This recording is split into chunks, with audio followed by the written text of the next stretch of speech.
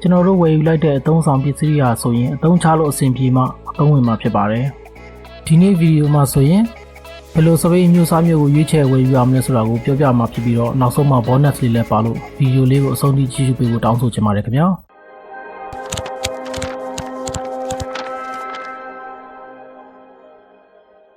ကျွန်တော်တို့ channel ဟာဆိုရင်စပိန်နဲ့ပတ်သက်တဲ့အကြောင်းအရာတွေကားနဲ့ပတ်သက်တဲ့အကြောင်းအရာတွေလူကြီးလူငယ်နှစ်သက်စင်မဲ့အကြောင်းအရာတွေကိုစူးစီးတင်ပြပေးမှာမလို့နောက်တင်မဲ့အကြောင်းအရာလေးတွေကိုလက်မလွတ်ရအောင် like and subscribe လုပ်ခဲ့ကြဖို့တောင်းဆိုပါရစေခင်ဗျာ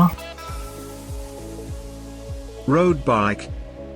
ပထမဆုံးအနေနဲ့ကတော့ road bike လို့ခေါ်တဲ့ပြိုင်မင်းတွေပဲဖြစ်ပါတယ် road bike တွေကဆိုရင်ပေါ်ပါပြီး speed များများနဲ့မြန်နေလို့ရအောင်တိစောက်ထားပြီးတော့လမ်းချောတွေမှာပဲနေမှုအတွက်ရည်ရွယ်ပြီးထုတ်လုပ်ထားတာဖြစ်ပါတယ်တာယာတွေရာဆိုရင်ပြီးငယ်ပြီးတော့များသောအားဖြင့်လက်ကန်အကောက်တွေပုံလီပါတွေဂီယာတွေနဲ့စီးတက်ကြပါတယ်တချို့ဘိန်းတွေကဆိုရင်ပုံမပေါ်ပါအောင်ကာဗွန်ဖိုင်ဘာ frame နဲ့တိစောက်ထားပြီးတော့စီးနှင်းသူကိုလည်းလေခွင့်အားကောင်းမှုစေတဲ့ position မျိုးဖြစ်တဲ့ခက်ကုန်းကုန်းအနေထားနဲ့စီးလို့ရအောင်တိစောက်ထားတာပဲဖြစ်ပါတယ်အဓိကကတော့အမြန်နှုန်းကိုဦးစားပေးပြီးတော့တိစောက်ထားတာပဲဖြစ်ပါတယ်ပေါ်ပါဖို့နဲ့အမြန်နှုန်း speed ကိုအဓိကထားတဲ့အတွက် weight ပိုစေတဲ့ carrier တို့အရာတွေမလိုအပ်တဲ့အရာတွေမပါဘဲစီးတတ်ကြပါတယ်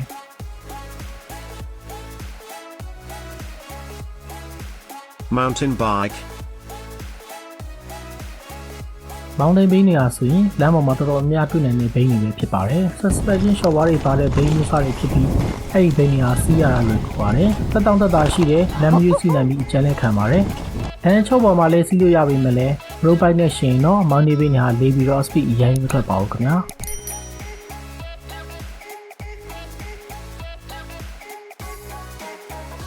Hybrid bikeနောက်တစ်မျိုးကတော့ road bike နဲ့ mountain နှစ်စီးကို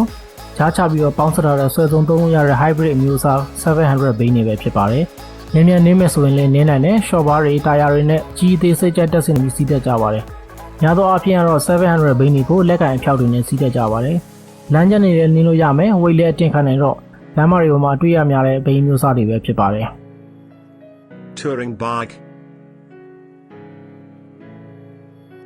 Touring bike တွေကတော့စပိန်နဲ့ခီးအဝေးကြီးတွေသွားဖို့အတွက်တည်တဲ့ဒီဇိုင်းထုတ်ထားတဲ့ဘိန်းတွေပဲဖြစ်ပါတယ်။ဒီဘိန်းမျိုးစားတွေကနင်းရတက်တောက်တက်တာရှိပြီးကြာကြာလဲနင်းနိုင်ပါတယ်။ဝိတ်လည်းတော်တော်ခံနိုင်အောင်တိစောက်ထားရကြပါတယ်။လက်ကိုင်တွေကိုလည်း easy ဖြစ်မဲ့အနေအထားမျိုးပြောင်းလဲတက်ဆင်ပြီးတော့စီးတတ်ကြပါတယ်။ပစ္စည်းတင်မှုဗီဒီယိုတွေလည်းများများတွဲလို့ရအောင် carrier တွေကိုလည်းတက်ဆင်ထားရကြပြီးတော့စင်သလောက်ထည့်ရင်ထဲသလောက်ဝင်တဲ့ဘိန်းမျိုးစားတွေပဲဖြစ်ပါတယ်။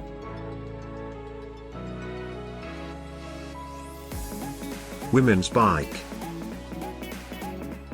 မိန်းမစီးလို့အလွယ်ခေါ်ကြတဲ့ city bike တွေကတော့စီးရတာလွယ်ကူတယ်သက်တောင့်သက်သာရှိပြီးတော့အကျဉ်းလက်ခံပါတယ်အထူးသဖြင့်စီးတဲ့ခါစားကလေးငယ်နဲ့အမျိုးသမီးတွေလည်းအလွယ်တကူစီးလို့ရတော့လူကြိုက်များတဲ့ဘိန်းမျိုးစားတွေပဲဖြစ်ပါတယ်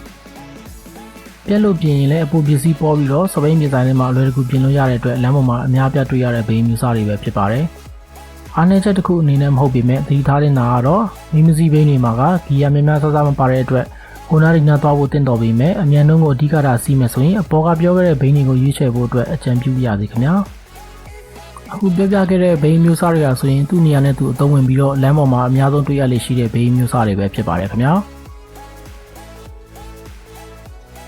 bonus အနေနဲ့အကြံပြုချင်တာကတော့စပိန်စီးမယ်ဆိုရင်ရင်စီးကန်လန်စီးကန်ကိုလိုက်နာပါအတက်နိုင်ဆုံးလဲပေးရကတ်စီပါဘယ်သူမှကိုအားရှောင်ပါတစုံတစ်ခုရေးပေါ်အခြေအနေကြုံလာရင်ရင်စီးကန်တွေအမှားမှန်တွေကနောက်ပိုင်းဖြည့်ရှင်းလို့ရပေမဲ့ဘိန်းတစ်ဘိန်းပေါ်မှာ balance ညီအောင်ထိန်းပြီးစီးနေရတဲ့ကျွန်တော်တို့စပိန်သမားတွေပဲအရင်နဲ့နာမှာဖြစ်ပါတယ်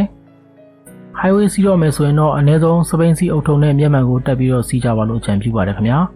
မိတ်ဆွေတို့အနေနဲ့လည်းကိုယ်အသုံးပြုမဲ့လမ်းနေထားလိုအပ်ချက်တွေနဲ့ကိုက်ညီတဲ့စပိန်လေးတွေကိုရွေးချယ်ဝယ်ယူနိုင်ကြပါစေလို့မျှော်လင့်ပါတယ်ခင်ဗျာ